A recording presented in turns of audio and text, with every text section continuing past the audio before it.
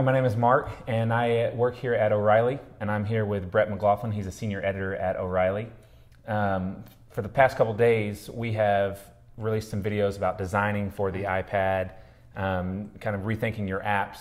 One of the things that has come out of that is it's not just about user interface or a user, how shiny your icons are, but it's about information design and how you think about your information and relaying that to your audience. So if I'm watching this video on YouTube or O'Reilly.com, first thing I think is, who is this guy and why should I care about what he thinks about the iPad? Which is a pretty legitimate question. You can't get a degree in this stuff, and we all know that. Which is too bad. Well, I would like a doctorate in iPad. How useful would that be? The ultimate test is if it's interesting. So if the designing stuff has kind of spurred some thought, whether you agree with us or not, I think that's a good thing. Me personally, I'm unusual in that I'm in tech, but I don't live in the middle of tech. So I'm not in Austin, I'm not in California, I'm not on the East Coast. I'm kind of in suburban Texas, if you can imagine. and so most of my context is non-technical people. It's actually not my direct audience, but the people that consume the products developed by my audience. So I spend a lot of time trying to explain myself to people that don't know what Foursquare is and don't know what location and sensors. So I spend a lot more time thinking about how information is received than what I'm saying. And so I think when I come to something like the iPad, I'm not thinking about the colors and the layout. I'm thinking, how is this going to be used? How do the eyes travel the page? That kind of thing.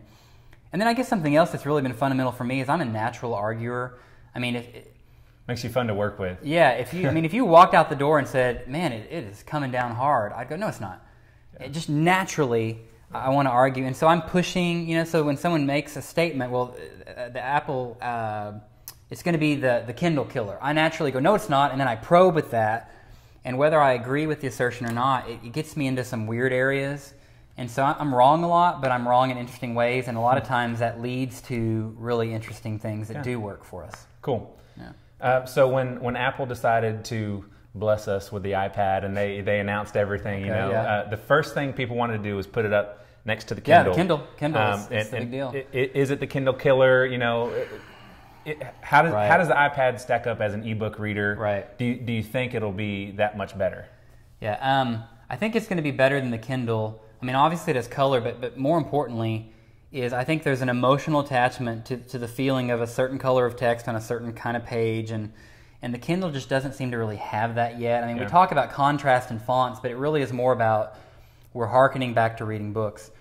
That said, I'm not that impressed with books on the Kindle, on the iPad yet, because they're not doing anything unusual. They're just giving me a book page. Yeah. And then I'm rotating it, and I was shocked that all they did was give me a spread. And you saw in our Kindle design, we went totally different than that. Yeah. So I want to see them advance the state of written communication, not try and make a book. Port a book. Yeah, exactly. Right. Now, what I do think is the potential Kindle killer is the App Store. Yeah. The iTunes Store, whatever they're calling it, the iBook Store. Right, yeah. Yeah. Because even though they have, I think 60,000 titles is what they're saying right now, which is nothing. That is nothing, especially when so many of them are the classics from Gutenberg that the typical plain goer is not going to read. I think the interface is extremely intuitive, and people that are already consuming all their music and movies and TV are going to find it very intuitive to not even have to re-enter their credit card, but just to move to that for books. So that seems more important, and I'm hopeful that will give enough momentum that some creative people, whether they're in Apple or not, really evolve written communication. Another thing I think is being able to download your book directly to the reader. You don't have to go to apple.com to download. Yes. I want what I want when I want, where I want it. The Kindle directly does that, but I've got the Kindle app on my iPhone, and I can't. I have to go to the computer, pull it down. It's really trying to lock you in. It's funny we're talking about someone not Apple trying to lock you in, because you can't change the battery on the iPad, but it's that same mentality of you have to come through us, and we keep seeing that fail over and over, and it's failing to some degree. It's giving Amazon and the Kindle a problem. Yeah. So a couple of days ago on Radar, you wrote about the blink thing? ebooks being the blink tag. So for those of us under the age of 30, that might not have been around when the blink tag was so prominent. What do you mean by that? Well, the blink tag was just a tag that you put into your HTML and caused the text to blink. It's actually kind of comical. Firefox still implements it. I know this because I wrote in the blink tag, and our blogging system didn't escape the angle brackets, and so like a third of the article in Firefox blinked. I saw that. That's sweet irony. Yeah, until somebody pointed it out and we fixed it. I mean, a lot of people have thought that article, the end of that article, the point of that article was that we stopped using the term ebook.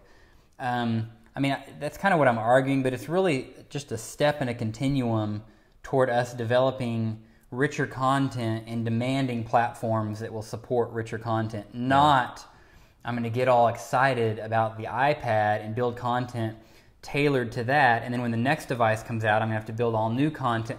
I mean, the way innovation works is we develop for a new device that lets us do all kinds of really exciting things, and then we peel off the device-specific stuff if we're smart, and this is what happened with HTML. We peeled off all the presentation, and we found out we could represent content in a pretty ubiquitous way. That's what I'm hoping happens and am championing for the iPad, is let's develop content that looks great on the iPad and then strip back the API calls into the iPad and just say, now we need to be able to display this on the iPhone, on the Android, in a way that's appropriate, not the same, but is appropriate for those devices. So I'm for better content and communication, information, that pushes the medium, and then let's slap a display layer on the front. So it's less about ebooks or e-content and just rich content. But that's a step, is as long as we're thinking about ebooks as electronic books, it's like what the iPad did. We made a book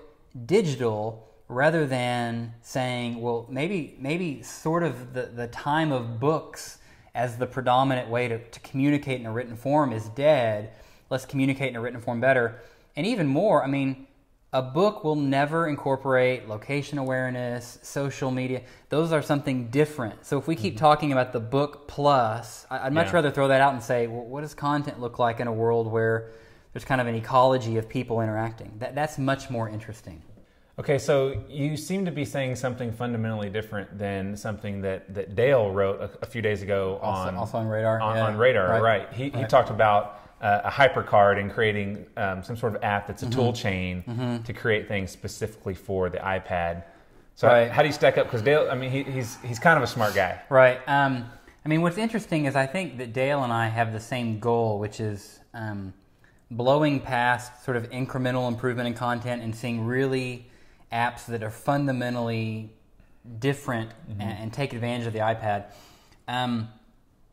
I think that what I'm trying to say is that whatever that hypercard is, whatever that tool chain is, let's make sure that it's able to kind of separate out what the content is from what sits on top. So I don't think there's anything he's saying that's different, although I had a lot of people that read my article and said exactly that. Oh, this is, you need to design for the iPad. And I continue to think you design for that because it'll push our content ahead, and then you just kind of peel back the iPad stuff from, hey, here's a richer content, which is kind of... Joe talked about that I was just going to mention... in another Radar article. Yeah, so Joe Weichert runs our publishing and writes on iPad Hound.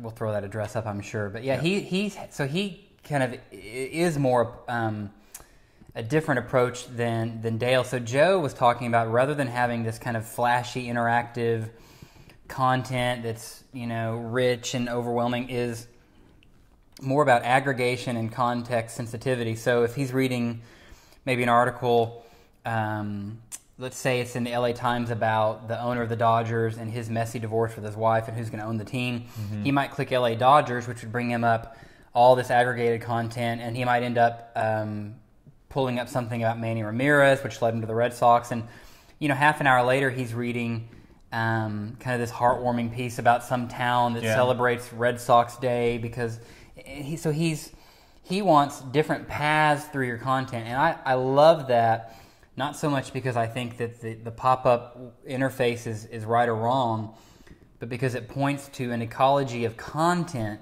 where content is living and breathing and these relationships exist, which is altogether separate from how that content's consumed. Right. I think it's somewhere in between of all of them.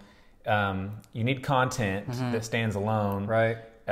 You want it to feel like an iPad, which is where Dale was getting at, but it still needs to be rich. And you can have all of those things. It's just a happy medium where they're married is the key for developers to figure out where that is. Right. And then that's who will succeed, is whoever figures that out. And see, I mean, one of the things I've been beginning to talk about is that the interfaces to a device. So, like for instance, the iPhone. One of the most underrated things about the iPhone is all these sensors it has and the location awareness. And even though a lot of us are geotagging our tweets and we're using Google Maps to get directions, that can tell where you are is really key. And I think what most people are thinking is that is a feature specific to the device. And what I've been beginning to talk about is in this kind of ecology of content, that's not just a feature, that is an input of information. So that the reason I've been talking about content ecologies as a living system is content that's coming in from a phone, from an iPad, is actually added to that library. So it's not a feature that it can tell you where you are, but you're actually adding information to this ecology that's growing that then allows you to come back and deliver better information. So there's this kind of Foursquare is the classic example of people are adding information to the system, which in turn becomes part of the information of the system, which then enriches the system. And so you have this symbolic, ecology is just the best word I've come up with because we don't think of content as living, and we really should. So when I hear of living content, when I hear of rich content, I think that I need to be able to connect to that. So do you think that the lack of 3G or because people are saying, well, I don't need 3G, I'll just get Wi-Fi. Well, what happens when you are on a road trip and you're in the middle of Nowhereville, Texas, and you need to find a restaurant? I mean, what happens if you don't have your iPhone or your battery's dead? It's a good question. I mean, one thing that we're all waiting to see is if Jobs will back off his statement about tethering to an iPhone, and if he doesn't, if jailbreaking. Jailbreaking has never become predominant except among techies. Yeah. So I think the idea that even if jailbreaking allows us to tether our iPad to our iPhone, that's the solution is false thinking. It's that kind of everyone around me hacks their iPhone and so do I, but that's not reality. The bigger question is, will the need for Wi-Fi or the change in behavior because of a lack of Wi-Fi win? So, and again, Foursquare is this great example of I think Dennis Crowley is his name, that was talking at the Wear conference, which full disclosure is one of ours, but really great talk where he talks about they have this gym rat badge, and so they found that when they introduced this gym rat badge for checking in at a gym, more people went to the gym. So it actually changed behavior. So what I'm interested in is, will people sign up for Wi-Fi, or there are kind of two behavior changes that can happen. One is there becomes a network of people that know where the Wi-Fi places are, the Starbucks. And the other is that businesses begin to add Wi-Fi to their stack of services because they can attract customers that don't have 3G. Hey, come here, use your iPad and your iPhone all day for free.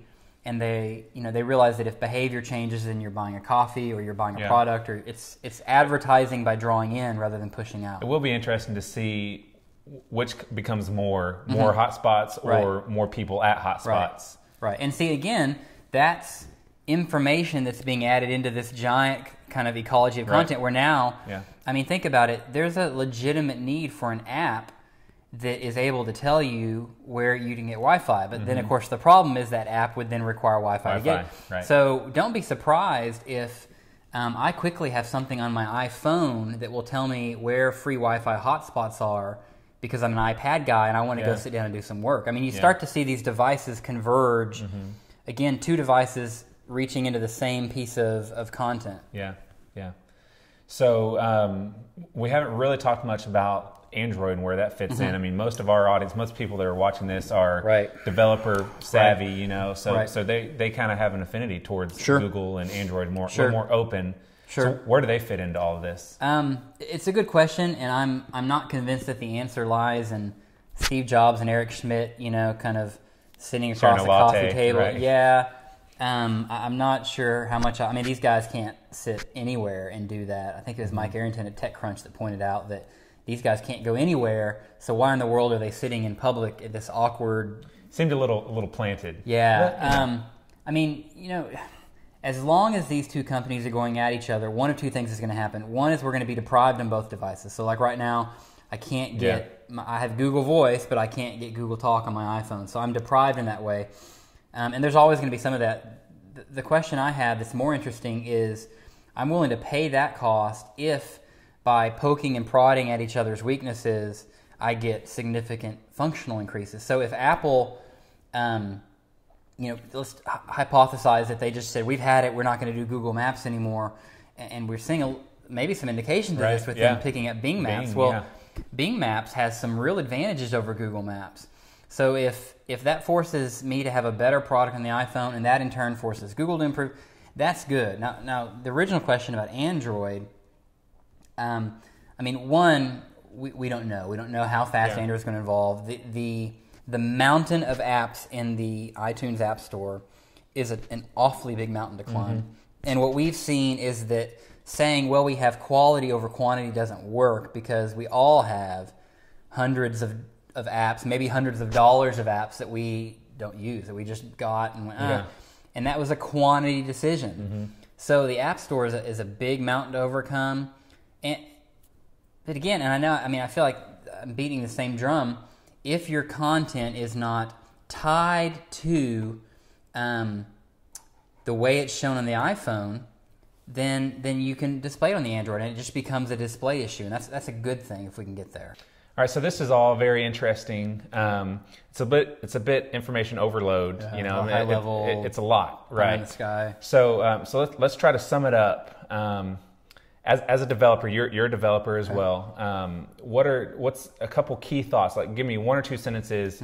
What would you say to a developer that's developing for the iPad? Well, first and foremost is the iPad is not a big iPhone.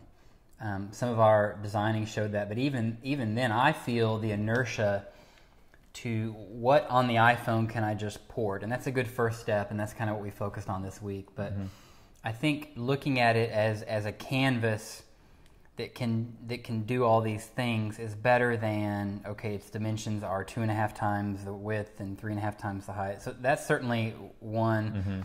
I think the other really, really key thing is think about every interaction that you gather, whether it's a swipe or a gesture, is information that should be driving your software, how you design, and how you think. So if you're not capturing every bit of interaction, every bit of location data, every bit you can, if there's a camera model that comes out later, the sensor, all that should be funneled back into your information store and then used and distributed. So you need to be capturing far more information than you're starting with. If you're doing that, then you're really, this comes back to what you asked me at the beginning, you're tailoring your information to how it is best received, rather than just saying, I've got the market on how to push information out. Yeah. Okay, so again, most of the people that are watching this are developer types. Yep. So you're not just a developer, but I know you well enough to know that you like your gadgets and your toys. Sure. So what's the one or two things that maybe an app, maybe an addition to an existing app, what do you want to see on the iPad? I want the iPad to give me access to content I already have on other devices in my home and in my life. So we don't have cable at our house. We actually consume all of our media either through Apple TVs, we have several of those, or Netflix, because we have an Xbox and a PlayStation 3 and maybe a Wii. And like I said, you like your toys. I don't want to rebuy that content. In fact, I just read this morning Netflix is supposed to release it. But I want to be able to consume content on the iPad, so it acts as not a dumb terminal. I don't want to go back to that, but I just want to be able to say, hey, I have stuff somewhere else that I want to get to, and eventually I want to be able to consume content off my desktop and my laptop sitting at home onto my iPad. So it's not a netbook, but it has some characteristics of a netbook. Yeah, cool. All right, well, this is very interesting. I know that we're really excited to get our hands on an iPad. Depending on when you watch this, it'll be in a day or two. But come back here to O'Reilly.com/iPad, and we'll be collecting pieces from all over, and we'll send you off of O'Reilly.com when it's necessary to send you off. We should come back to some of these questions in definitely. a couple of weeks when we've got the thing in hand. Right, yeah. And see. Yeah, definitely. That'll be the real test. Yeah, so stay tuned. We'll have a lot more on the iPad, and we're just excited as the rest of you guys, so check back.